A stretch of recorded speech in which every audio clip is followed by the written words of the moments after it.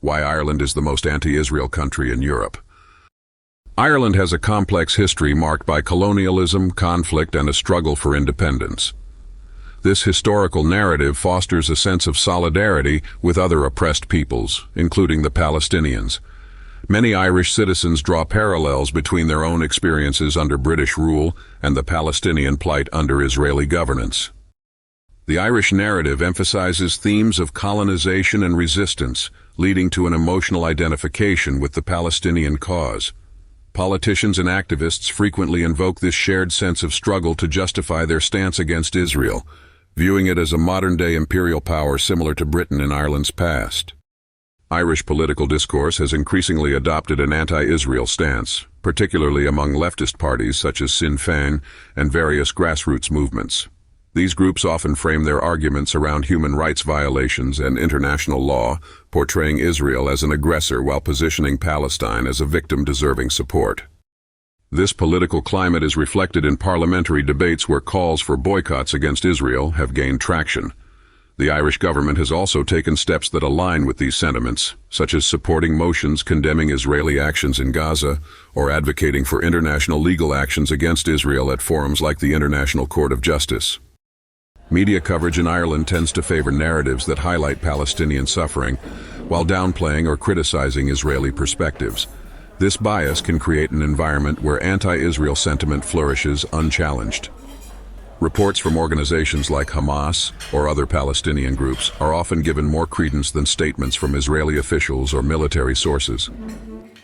Social media platforms amplify these narratives further, allowing for rapid dissemination of information that aligns with prevailing anti-Israel sentiments without rigorous fact-checking or context. Consequently, public opinion may skew heavily against Israel based on selective reporting rather than comprehensive understanding. While it is essential to differentiate between criticism of Israel and anti-Semitism, there are instances where anti-Israel rhetoric crosses into anti-Semitic territory in Ireland. Public figures have made inflammatory remarks that dehumanize Israelis or suggest conspiratorial motives behind Israeli policies. Such comments can foster an environment where anti-Semitic attitudes go unchallenged due to the lack of significant Jewish representation within Ireland. The small size of the Jewish community, less than 3,000 individuals, means there are fewer voices advocating for pro-Israel perspectives in public discourse, allowing negative portrayals to dominate discussions about Israel without substantial pushback.